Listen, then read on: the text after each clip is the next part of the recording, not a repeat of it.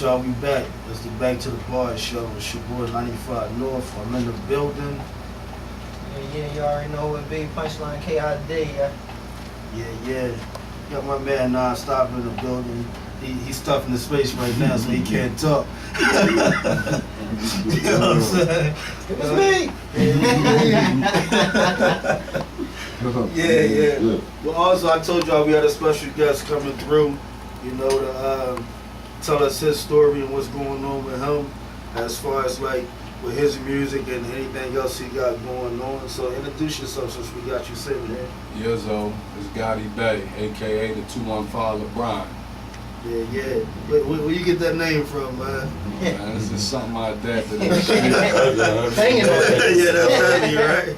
It's something I adapted in the streets, you know what I mean? Yeah. A lot of people, even with the name Gotti itself, these are not, you know, I know a lot of people sit at home and they watch a lot of mob movies. Right. You know what I mean? And they pick these fictitious names and they can try to, you know, attribute it to themselves. But these are names that I was given based on, you know, who I am in the streets and, you know, my history. That's what's up. So, you Gotti and LeBron. That's a hell of a mixture right there.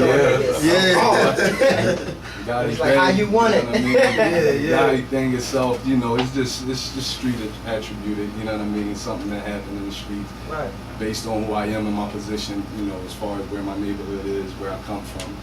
You know what I mean? The LeBron thing is just something attributed to you know, a way of life. It's a way of lifestyle. You know what I mean? A lot of people like to say they balled or what have you, but you know, it was something that was given to me based on, you know, the way people and my friends and family know who I am.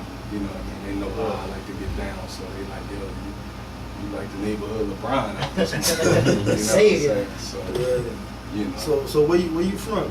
I'm from West Philly, man. West Philly? Yeah, we worldwide, so we try to, you know, let people know what's going on. So you should. Before we get started, for those of y'all who don't know, never heard of him, you know, we're going to give you the information so y'all can go and look him up. Yeah, you got the Instagram account, you know what I mean? Gotty Bey 215. You know, I'm also on Facebook. You know, this social media thing, man, I understand it. It's a juggernaut right now. You know what I mean? I come from an era where we try to duck as much attention as you can, but it's definitely necessary right now. So I understand that. You can't duck the cameras now. You definitely can. You know what I mean? So I'm on Instagram for those of y'all that care and that want to see what's up. Say it one more time, the Instagram form. Instagram. For me, you know what I'm saying? Spell it out, because I'm GOTTYBEY 215. Gotty Bey, y'all. Gotty Bey 215 all day. Like I said, I'm from West Philly, but you know, I hold it down for the whole Philadelphia, man. I love my city. I was born and raised here.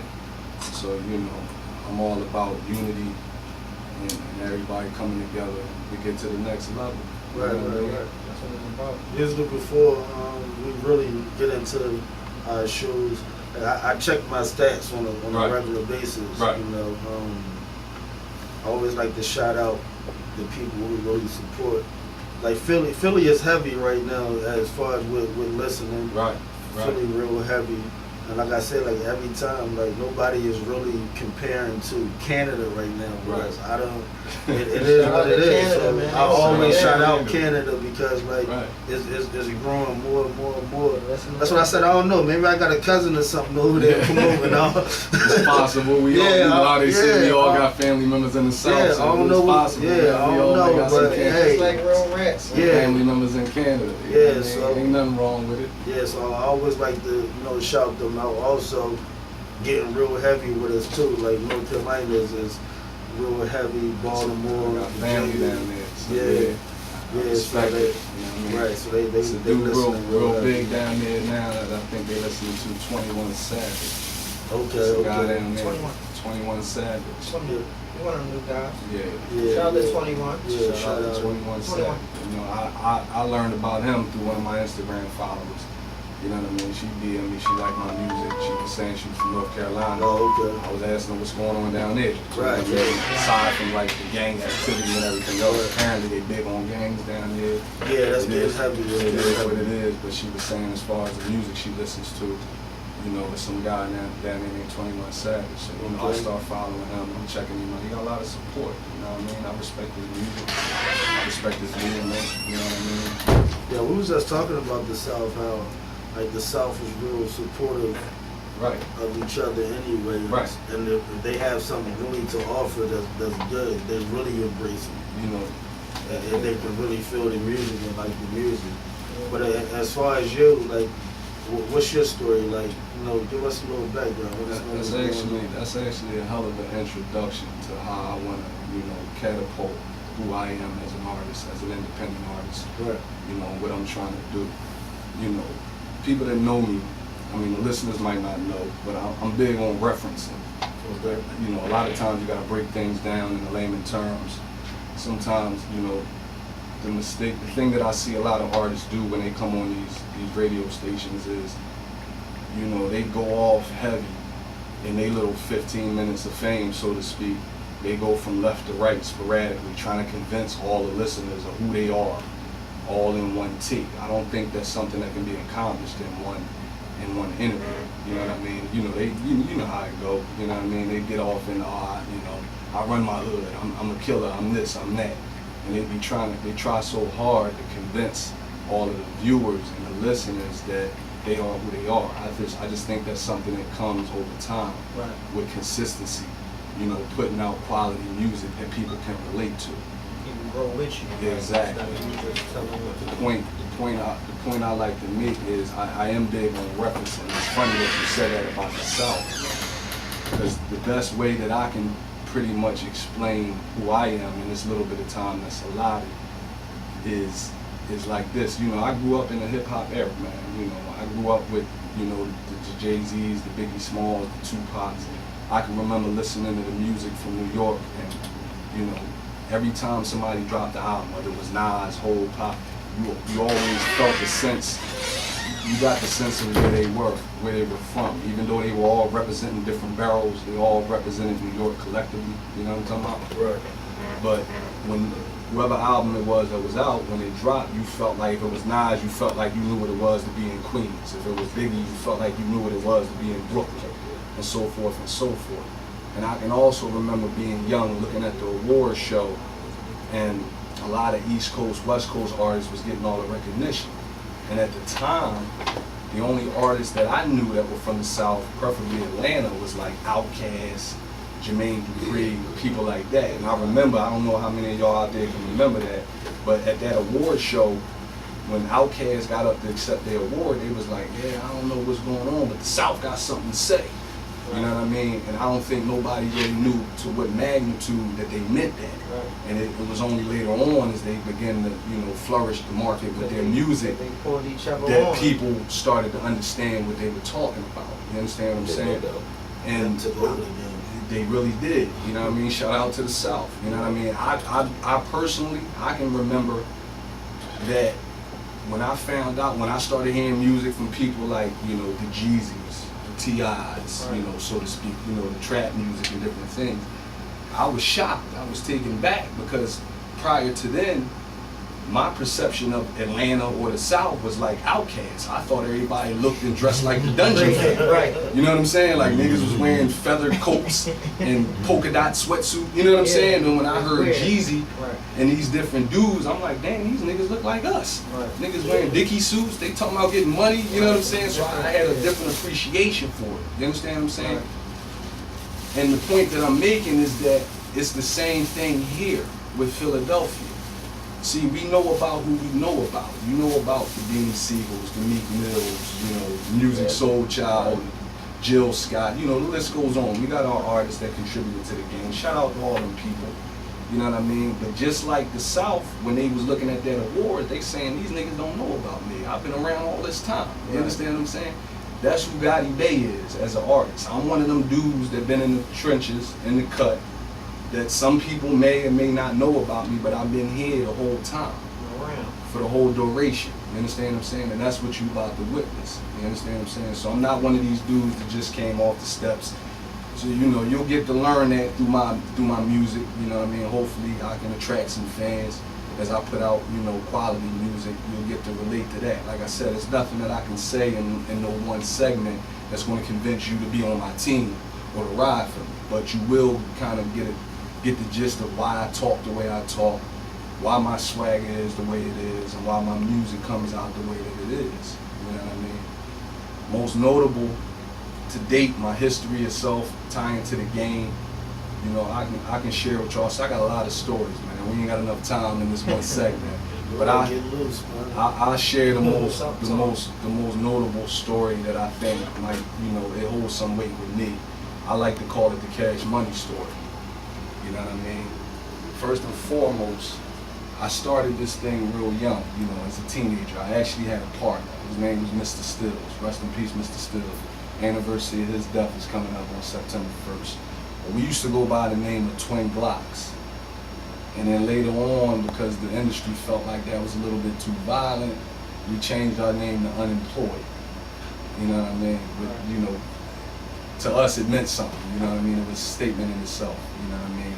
The voice of the people itself. But, you know, unfortunately his demise came about and it was up to me to keep pushing. But during that time, during that stint, I don't know where y'all was at, what y'all could remember. I remember when Cash Money came on the game, around 98, 99, somewhere around there. You know what I mean? They hit big, man. The influence was tremendous. What they did and the level that they took it to, you know, with the cars, the jewelry, just the music itself, you know what I mean? So what happened is like, it's two stories that run parallel to each other. Cash Money's influence was so big on everybody, not just Philadelphia, but the world itself. We took it upon ourselves, you know, to try to track these niggas down. You know what I mean? Because they had a way of making you believe that all you had to do was catch up with them and your life was going to change. You was going to be a millionaire. You know what I'm saying? So what we did, we pulled our resources. You know, yeah, for real. You already know. So to pull our resources, what we did, we took a trip down to New Orleans. Me, my partner, my late partner, you know what I mean? You know, homie from the block and some of my managers at the time. We went down there looking for the niggas. You know what I mean? Like, well, what's up with this Cash Money shit? You know what I mean? Hey, ain't nobody, I don't know nobody that don't want to become a millionaire. You know what I mean? So we took a trip down to New Orleans, and I don't want to give you every gory detail, but the bottom line is that we stayed down there about a week. We stayed down there, we got introduced to Magnolia Projects. Shout out to Magnolia Projects. Juvenile, the whole nine, all the niggas from down there, some real people. And we got welcomed with open arms, man. Shout out to E40 who embraced us, you know what I mean, a native of one of the projects down there. They introduced the culture to us, you know what I mean? They let us know what was going on, who was who, what was what. I'm down there on a mission. I'm from Philly, I'm trying to get on. So we hungry. I'm doing my research, I'm doing my homework. I'm asking her stuff like, well, what this nigga drive? What that nigga drive? She telling me, Wayne, you might see him in a BMW truck, or Turk might be in a Monte Carlo on 22s, you know what I'm saying? So I'm like out there running up the cars, telling niggas to roll the window down, like, yo, what's up? She like, yo, what are you doing? You gonna get your head blown off. Like, you can't do that shit down here. I'm like, bitch, I'm from Philly. Like, I don't give it's real everywhere. Exactly. I was on some real get rich or die trying shit, before that nigga 50 came along. You understand what I'm saying? I made it my business and my mission to leave here with some kind of answers. You know what I mean? None of that ever panned out. What happened ultimately is we tracked down the so-called radio station. I mean, not radio station, but the record company that they had. And to my surprise, to everybody's surprise, it wasn't no bigger than this room that we sitting in. So like, we run down on the building, we like, well, what? These niggas got $100 million. Like, what? How? You understand what I'm saying? That shit looked like a garage for real. Right. Yeah. At the time, we was looking through the window, a car pulled up, right? So Cadillac Escalade at the time, those was big. They just came out. They pull up, silver joint on 22s, whatever. Some female hopped out. Her name was Kizzy. Kizzy like, well, can I help y'all? What y'all doing? We like, my manager starts speaking. He like, yo, he's my artist. You know what I mean? We here from Philly. We trying to get on. What's up with Baby? What's up with Slim? She gets on the phone and calls the nigga Slim right away. So long story short, the nigga Slim at the time was on a jet on his way to Atlanta to go Christmas shopping. So he telling her, tell them, look, y'all can come back when the quarter open up, blah, blah, blah, maybe we can sit down, whatever. He was making sure she was good, like we wasn't on no bullshit, trying to rob her, kidnap her, none of that shit. All of that, you know, dissipated, and then we went back. So that in itself was what we thought pretty much was the end all be all of the trip itself. We still had a week to be there. So I damn sure wasn't about to set up in no hotel. When we get out, we get busy. Right, we mingling with the neighbors. We down the projects. They barbecuing. You got, you know, Magnolia is like 3rd Ward, and then we learned the culture. Like 5th Ward is like Calio Projects, Master P, and all them niggas. But see, Murder and them niggas from up there would mess with them niggas from down there. So they out there shooting independent videos, all kind of shit. They showing us love. You know what I mean? It's different when you go somewhere else. Like when you It go somewhere is. else, you like, I'm from Philly, and they like, Right. they just embrace that. And that's how it was. Like from the time we open our mouth, they like, yo, They where like, y'all I ain't from? from around here. Yeah, Your what's accent, up? Yeah, you know what I mean? This, I'm like, yeah. They like, Then oh, you y'all know from what's up what. north. You know what I mean? So it was all love, man. They fed us. They, you know, we bought a lot of liquor. We had a lot of laughs. We had a good time. During the end of that week visit, one of the females from the projects happened to be in cahoots with one of the guys that run the Cash Money. Shout out to KC, nigga named KC, head buster, OG from down there, did a lot of time down there in boards, you know, penitentiary, stand-up guy, you know what I mean? She used to braid his hair or whatever. She ended up giving him, during the same time of our departure, our demo.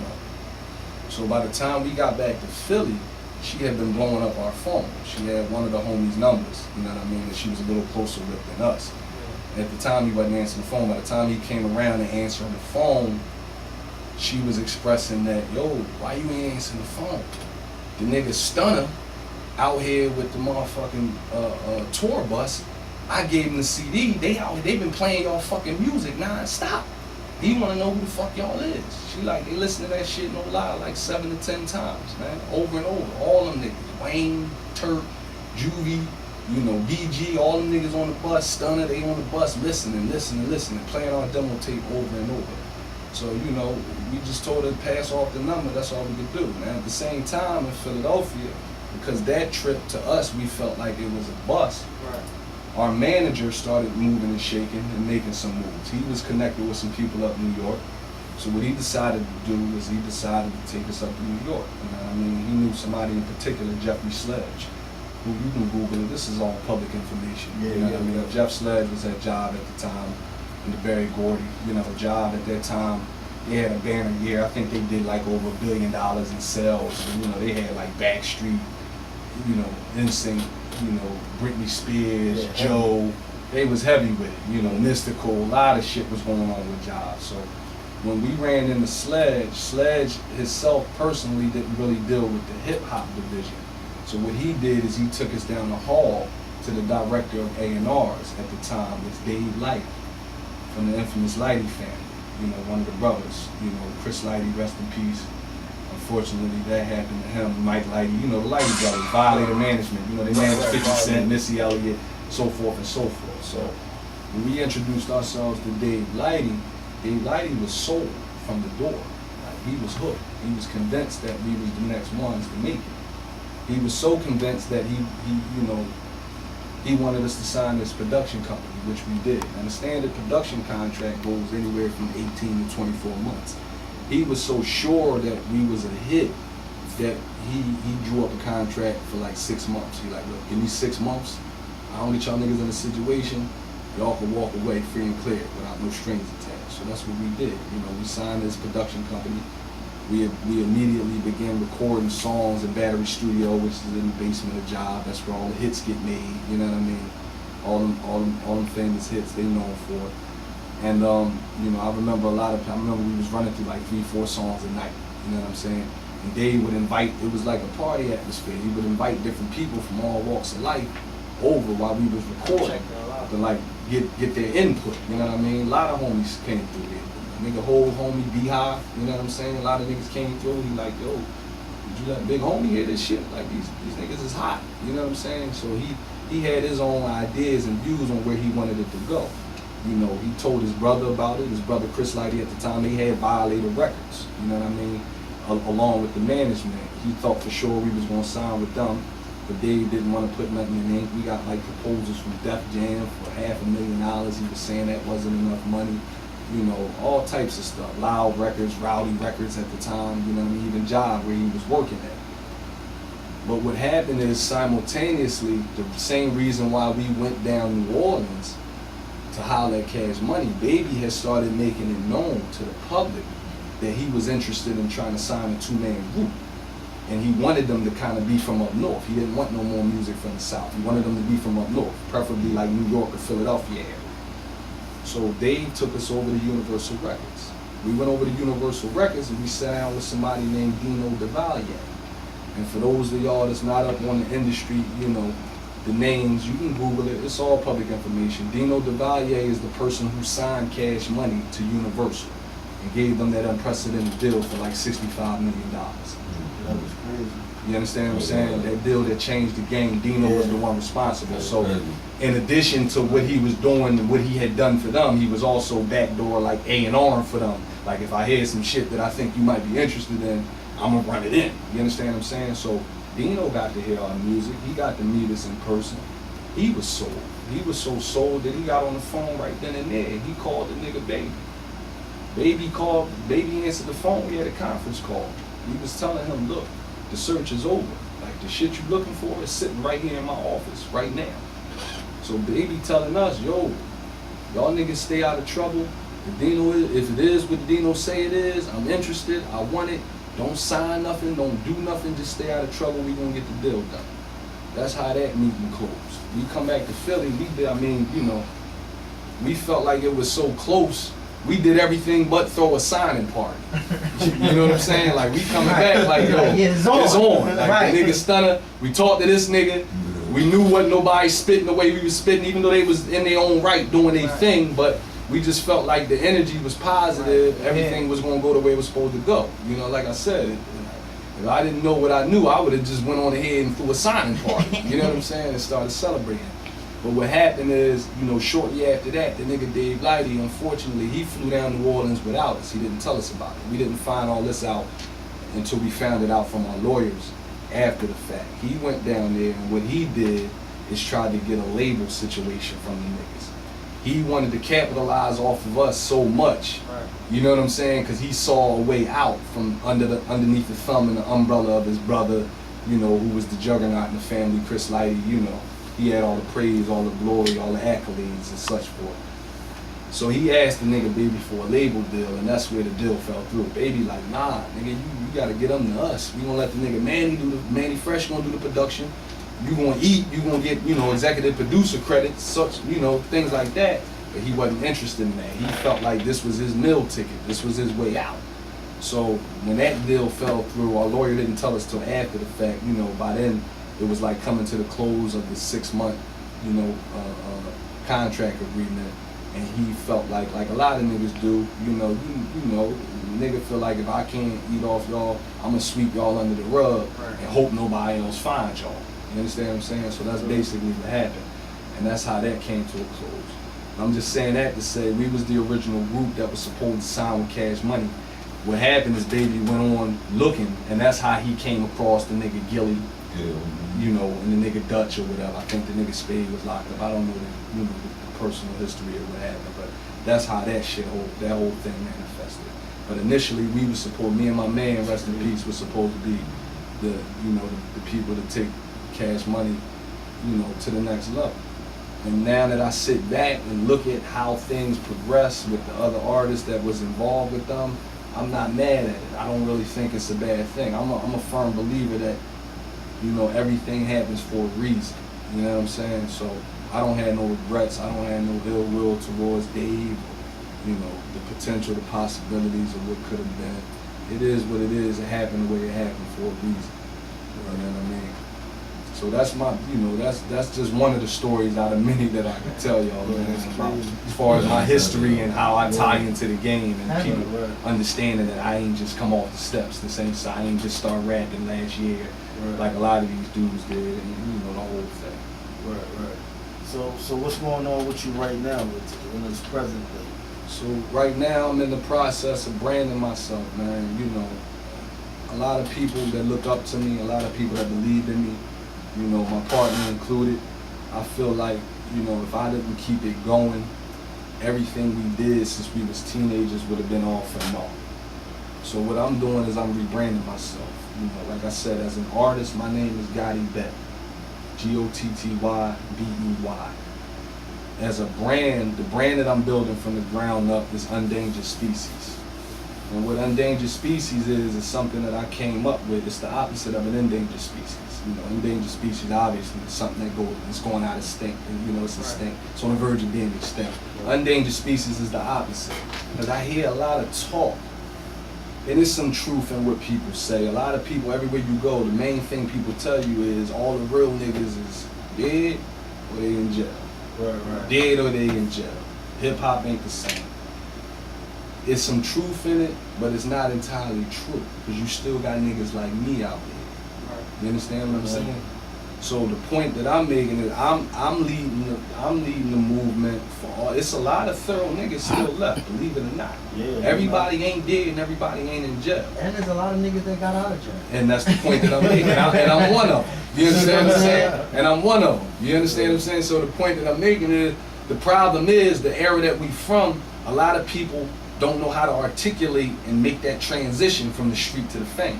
Right. So what niggas is they under the radar. A lot of niggas doing what I do, you know, they buying properties, they laying low, but they still riding around in the newest Benz, Maseratis, the whole nine. But they don't know how to articulate themselves and put their money where it need to go. Because there's so much, you know, petty stuff going on in the game, and a nigga don't feel like wasting their hard-earned money on something that's not gonna come into fruition. You understand what I'm saying? So that's what I'm up to now. I'm in the process of building my brand, Endangered Species, from the ground up. You know, the clothing line. It's not made available to the public as of yet because I just want to create the awareness for it. You know, everybody and their grandma, I'm doing clothes right now. And that's no knock on everybody. If you hustling, you hustle. You know what I mean? That's what the game is about. Hustle till you get where you're supposed to get. I'm hustling as well. You know what I mean? So right now, you'll mainly see me with it. But it's just trying to establish the brand and raise awareness for, you know, what it is. Who's, you know, it takes a movement to get people to follow. You know what I mean? Anybody can come out today or tomorrow with some t-shirts and say, yo, I make clothes, buy these joints.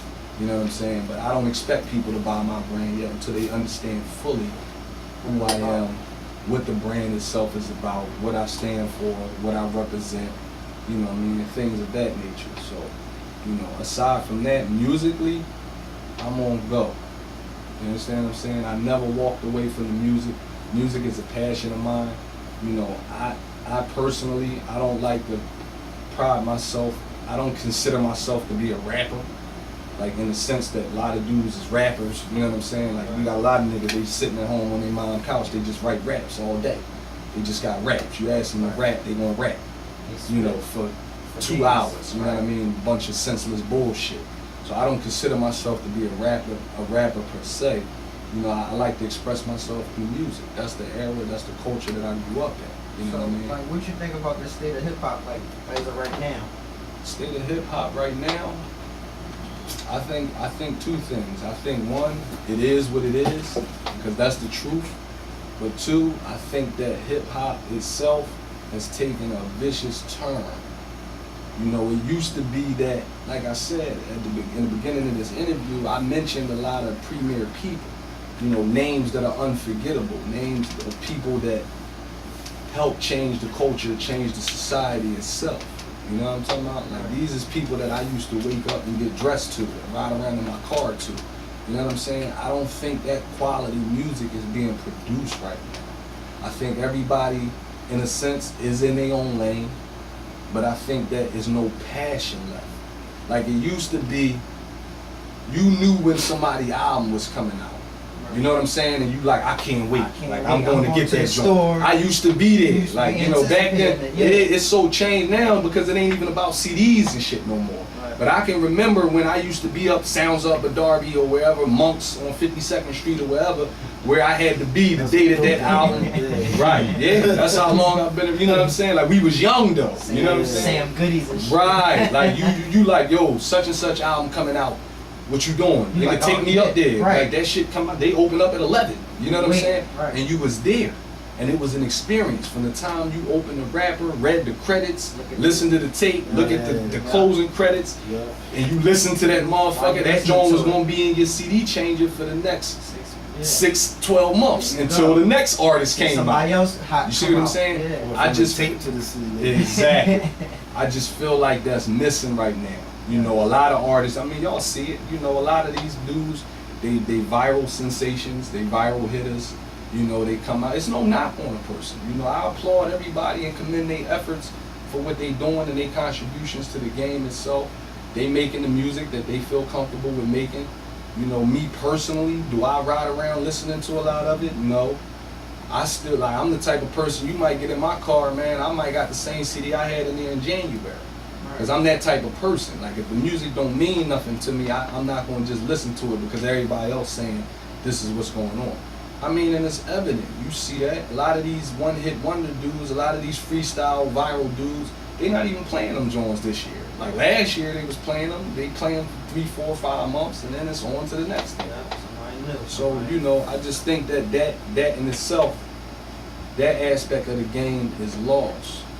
You know what I'm talking about? And that's what hopefully I can change. Where, you know, I mean, it's still out here, don't get me wrong. You still got dudes like J. Cole. You know what I mean? I'm sure people would love for Hov to drop an album. There's no knock on any new school artists, you know what I'm saying? But there's only a select few that I could actually put the tape in and let that joint rock out to really see what dudes is talking about. Other than that, niggas is dropping mixtapes, and the biggest thing on the mixtape be the one song that they famous for, which that song ain't really about nothing. It's just getting hella spin in the club. You know what I'm saying? So. That's what's up, man. Listen, we got your single in here. That's good shit. You know what I'm saying? We gonna put the single on. What's the name of the single? This single is called 215 LeBron. Yeah, man. It's sort of it's a cliche. It's a tribute to myself. It expresses a way of life, man. The way I'm living, you know. And it's also a shout out to the nigga LeBron for doing what he do, being a leader. You know what I mean? Who produced it? Who produced it? My man, Yo Dad, Johnny Brasco, helped with the bass, the core, the track itself. But I went to my man at Vet Tracks to actually lay the joint and produce the joint. So I had 2 producers in on this joint. All right, well, what we want to do is we want to get into the single. Okay. Check that out. And it is the Back to the Bar show, so on the other side, we got to come back and get some bars. Gotta pay these bills. Feel me? Let's do it. So let's get into the single, 215 LeBron. It's ABM 101. Let's get it. Damn, my shit